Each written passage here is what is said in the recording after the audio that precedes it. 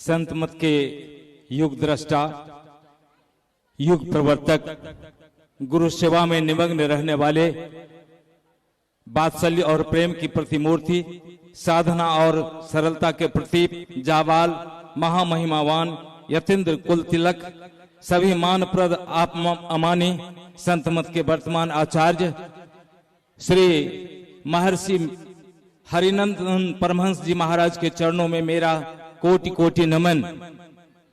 आया है जो काम क्रोधा वेग सहता है मृत्यु पर्यंत ही, संसार में योगी वही नर सुख सदा पाता वही।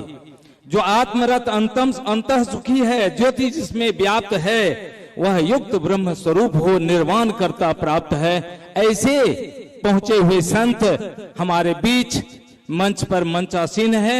मैं उनसे प्रार्थना करता हूं कि हे गुरुदेव, आप बोलने में असमर्थ हैं, लेकिन आशीर्वाद स्वरूप हम भक्तों के बीच में दो शब्द कहने की कृपा करेंगे। श्री सद्गुरु महाराज की जय।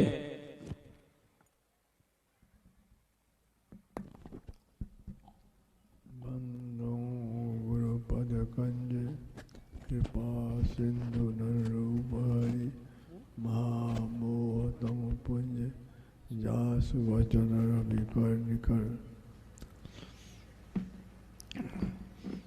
मंचासीन श्रद्धे महात्मागण, मंच पर विराजित सभी सज्जन वृंद, महासौभाग्य पदाधिकारी महोदयगण तथा सत्संग में शहीद हुए सज्जन वृंद, आदरणीय माताओं एवं बहनों, मैं आप लोगों को विदित कराना चाहता हूँ कि मैं स्वस्थ हालत में नहीं हूँ। वर्षों तक बिस्तरा पर रहने के कारण पलथी मार करके बैठ भी नहीं पाता हूँ। ये लाचारी देखते हैं।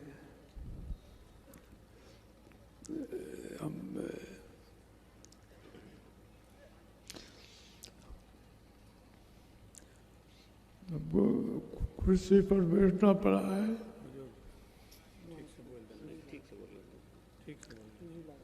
चुप नहीं तो सबको एक तरह के आसन पर बैठते। यहाँ आना नहीं, अपनी स्थिति को देखकर आने हम तैयार नहीं हो रहे थे, लेकिन महासभा के महामंत्री महोदयगण के विशेष जोर डालने पर मुझे आना पड़ा। आकर के अवश्य मुझे यद्यपि चलने में असमर्थ हूँ, फिर भी यहाँ आकर के सबों के बीच अपने को पा करके मुझे बड़ी प्रशंसा हो रही है।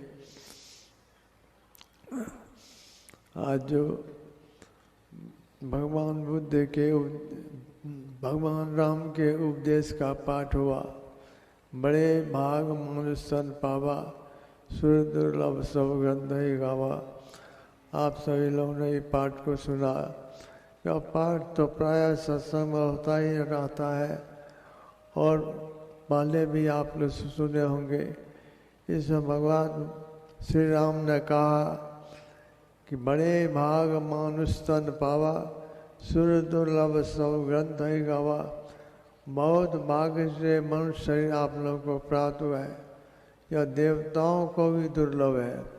देवता किसे कहते हैं? पुण्य कर्म करने वाले को जब देवलोक की प्राप्ति होती है अपने कर्म सुकर्म का फल भोगने के लिए, तो वहाँ रहने पर वे देवता कहलाते हैं। लेकिन वहाँ रह नहीं पाते सब दिन, वहाँ से हटना पड़ता है। तो हट करके कहाँ जाते? मनुष्य शरीर के लिए का कहा कि सुर दुर्लभ सब ग्रंथ ही गावा। मनुष्य शरीर बारंबार नहीं मिलता। मनुष्य शरीर तो जो संसार में रहते हुए, संसार से अनासक्त होकर रहते हुए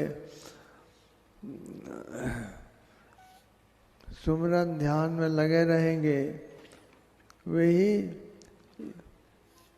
स्वर्ग सुख भोगने के बाद फिर इस मनुष्य पाने के अधिकारी बनते हैं।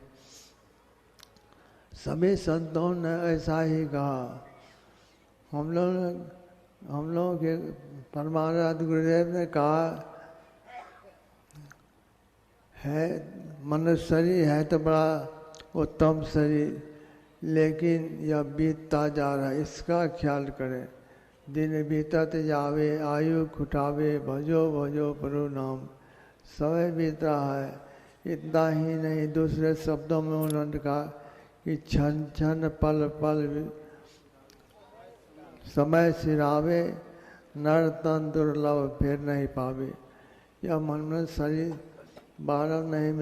बारंबार सबको नहीं मिल पाता, हमें मिलता रहे इसके लिए है कि दो काम, सत्संग नित और ध्यान नित रहिए, कर संलग्न हो, यह नहीं छूटे और सत्संग होता रहे सब दिन, क्योंकि सत्संग से प्रेरणा होती है, ध्यान करने की प्रेरणा होती है, इसलिए सत्संग नित्य कहा। और ध्यान नित्य, पहले तो अवश्य ध्यान नहीं होता, ध्यानाभ्यास लोग करते हैं। इस अभ्यास को करते करते फिर ध्यान भी होने लगेगा। इसलिए दोनों काम को नियमितता के साथ करते रहें। और एक बात और है कि अपनी रहनी को संभाल करके जो रहेंगे वही इस काम को नियम पूर्वक करते रहेंगे। रहनी या मतलब कि पाप कर्म से बच करके रहें। झूठ, चोरी, नशा, हिंसा और व्यभिचार, इन 5 पापों से हम अपने को अलग रखें और तब ध्यानाभ्यास करते रहें। भले ही अनेक तरह के घर के कामों को करना पड़ता है लोगों को, लेकिन उसको करते हुए भी आप मनुष्य शरीर बारंबार पाते जाएंगे और तब भजन होता रहेगा। तीन अवस्था हम लोग जो हैं 3 अवस्था में रहते हैं। या अभी जागृत अवस्था में हैं, सो जाते हैं तो स्वप्न देखते हैं, और जो अचेत होकर के रहते हैं तो वो स्वप्न आती सुषुप्ति अवस्था है।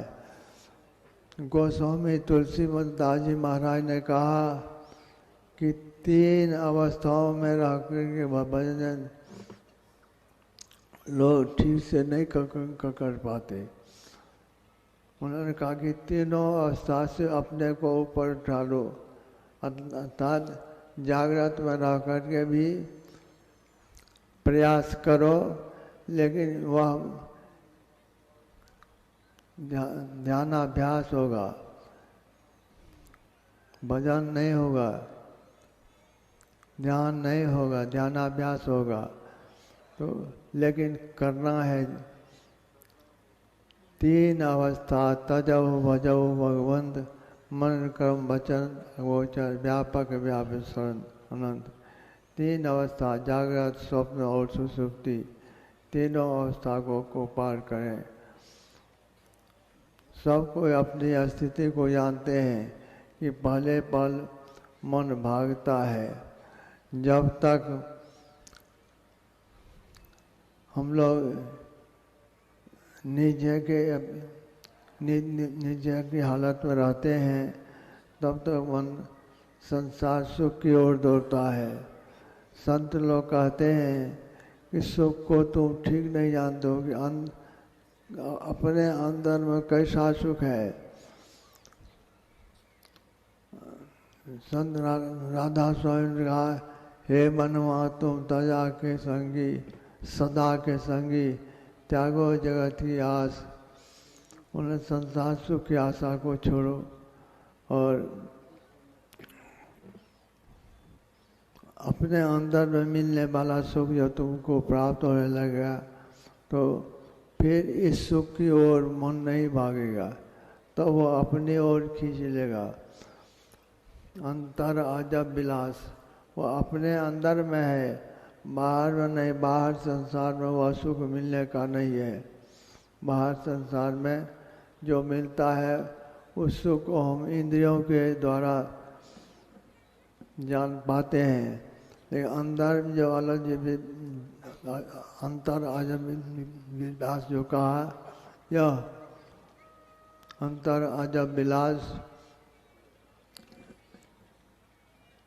ध्यान करते करते जब 3 अवस्था को टप जाएंगे, जागृत, स्वप्न और सुषुप्ति, तब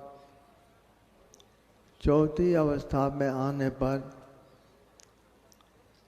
अपने अंदर का सुख मिलेगा। जब अंदर का सुख मिलने लग जाएगा तब यह सुख एकदम फीका हो जाएगा। जिस सुख की ओर अभी ललचते हैं वह सुख फीका हो जाएगा।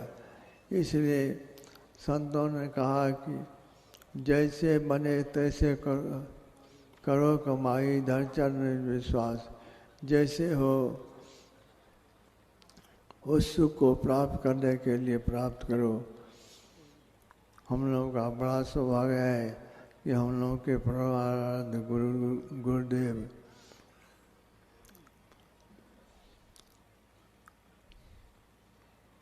इसका रास्ता हम लोगों को बतलाए हैं।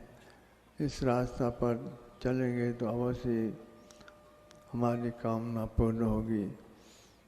मैं पहले ही आप लोगों को ज्ञात कराया था कि शरीर में कंपन होता रहता है, बोलने में असुविधा होती है, मुंह सूखने लगता है, बोल नहीं पाता हूँ। इसलिए मैंने पहले ही महासभा के महामंत्री महोदय से कहा कि मैं जा कर के क्या करूँगा। हम तो अधिकतर जब बैठ भी नहीं पाते हैं तो वहाँ हम कहेंगे क्या। इसलिए मेरी इस अयोग्यता को आप लोग क्षमा करें। मैं आप सभी लोगों को का अभिवादन करता हूँ और आप लोगों की मंगल कामना करता हूँ। बोलिए श्री सद्गुरु महाराज की जय।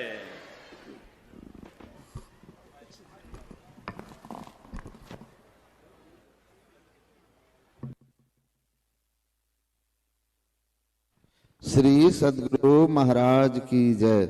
सज्जनों, हम लोगों के बीच अपनी अस्वस्थता के बावजूद यहाँ पधार कर आशीर्वचन देने की महती कृपा कर रहे थे अखिल भारतीय संत मत सत्संग महासभा के माननीय पूजनीय परम पूज्य वर्तमान आचार्य महर्षि हरिनंदन परमहंस जी।